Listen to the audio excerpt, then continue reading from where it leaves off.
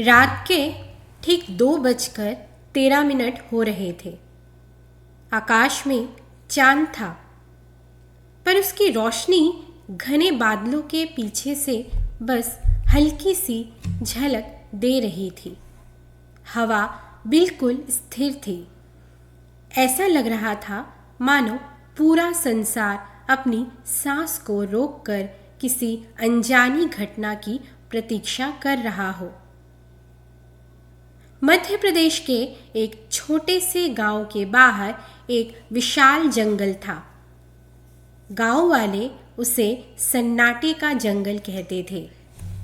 दिन में वह साधारण लगता, पर रात होते ही उसका रूप बदल जाता था।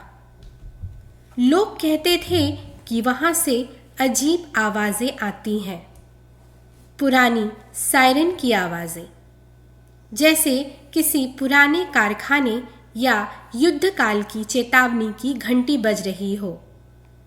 गांव का कोई भी व्यक्ति सूर्यास्त के बाद उस जंगल की ओर नहीं जाता था, परंतु 3 युवक राघव, मोहित और इमरान इन बातों को अंधविश्वास कर कर उन्हें समझते थे कि ये एक सिर्फ अनकही बातें हैं। वे इन पर विश्वास नहीं करते थे।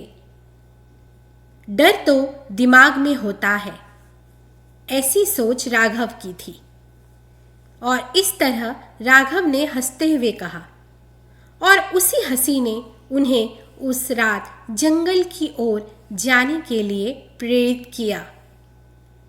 जंगल का पहला कदम जब उन्होंने बढ़ाया, जैसे ही तीनों ने जंगल की सीमा पार की, वातावरण बदल गया। पेड़ असाधारण रूप से ऊंचे थे। उनकी टेढ़ी मेढ़ी शाखाएं ऐसे आपस में उलझी थी मानो किसी ने आकाश को जाल से पूरी तरह ढक दिया हो। जमीन पर सूखे पत्तों की मोटी सी परत थी, जिन पर पैर रखते ही खरखराहट गूंज उठती थी। पर उस रात एक अजीब बात हुई थी। कोई कीड़ा नहीं गा रहा था, कोई उल्लू नहीं बोल रहा था, यहाँ तक कि हवा भी नहीं चल रही थी। सिर्फ सन्नाटा। अचानक दूर कहीं से एक आवाज आई। तीनों ठिठक गए। यह स्पष्ट रूप से एक सायरन की आवाज थी। पर जंगल के बीच सायरन? मोहित ने धीमी आवाज में कहा, शायद कहीं पुराना कारखाना होगा। पर गांव के आसपास कोई कारखाना नहीं था। पहली झलक में ये आभास थोड़ा डरावना था। इमरान ने मोबाइल की टॉर्च जलाई। रोशनी कांपते हुए पेड़ों के बीच आगे बढ़ी, और तभी लगभग 50 मीटर दूर पेड़ों के बीच एक असामान्य छाया खड़ी थी। वह बहुत ऊंची थी, इतनी ऊंची कि आसपास के पेड़ उसके आगे छोटे लग रहे थे। उसका शरीर अत्यंत पतला, हड्डियों जैसा सूखा और भयानक रूप से लंबा था। उसकी त्वचा पर जंग लगी धातु जैसा रंग चढ़ा था, और उसके सिर की जगह 2 विशाल धातु के सायरन लगे थे। वे धीरे धीरे घूम रहे थे, और फिर उन सायरनों में से आवाज आई, मोहित वापस आ जाओ। तीनों के शरीर में सिहरन दौड़ गई। यह आवाज मोहित की मां की थी।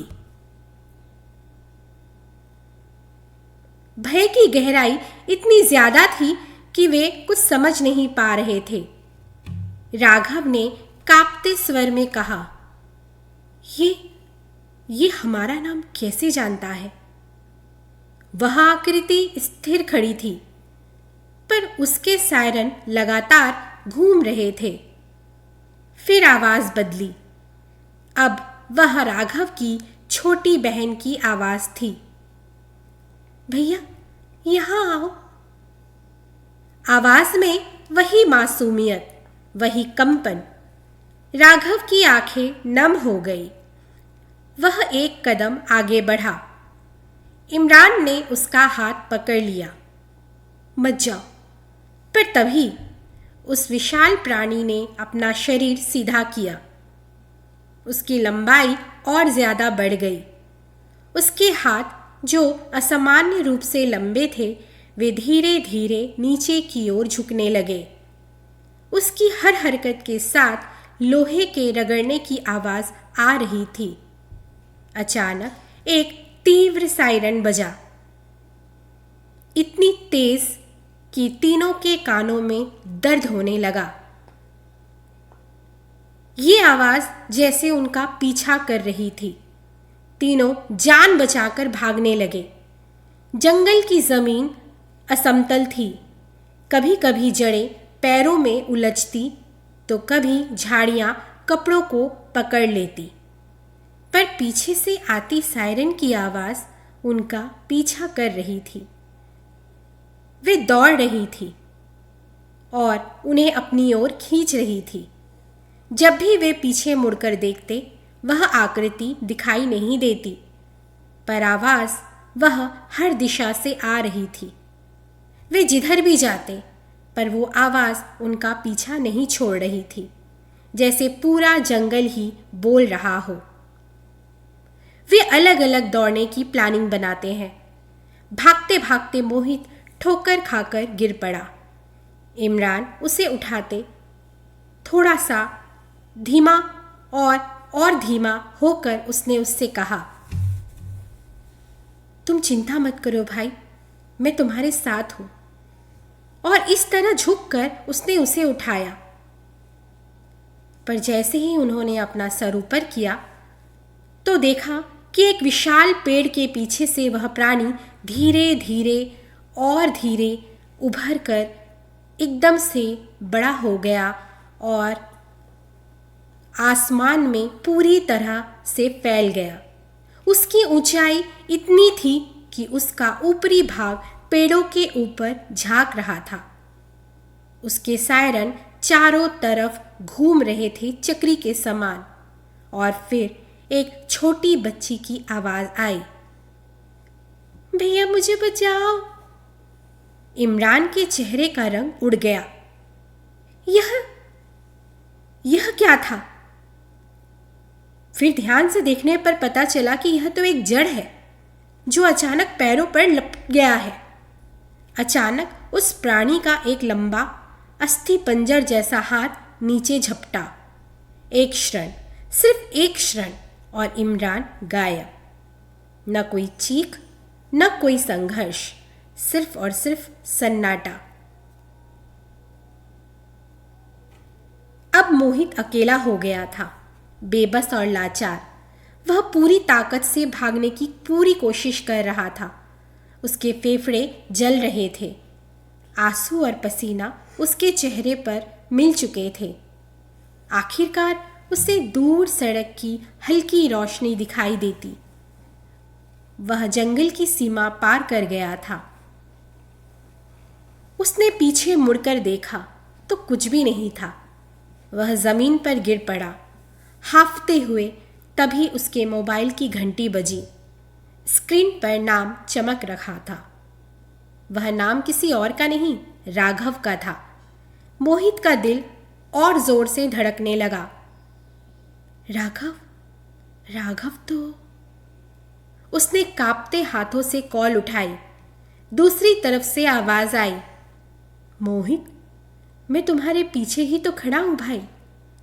धीरे धीरे मोहित ने गर्दन घुमाई और उसने देखा वह प्राणी उसके बिल्कुल पीछे खड़ा था, इतना निकट कि उसकी जंग लगी धातु की गंध स्पष्ट महसूस हो रही थी। उसके सायरन धीरे धीरे घूम रहे थे। फिर अचानक निस्तब्ध, पूर्ण अंधकार। आखिरकार अगली सुबह गांव वालों को जंगल के किनारे 3 मोबाइल मिले, पर तीनों युवक कभी नहीं मिले। और कभी कभी रात के गहरे सन्नाटे में जंगल से फिर उसी प्रकार की आवाज़ें सुनाई देने लगी।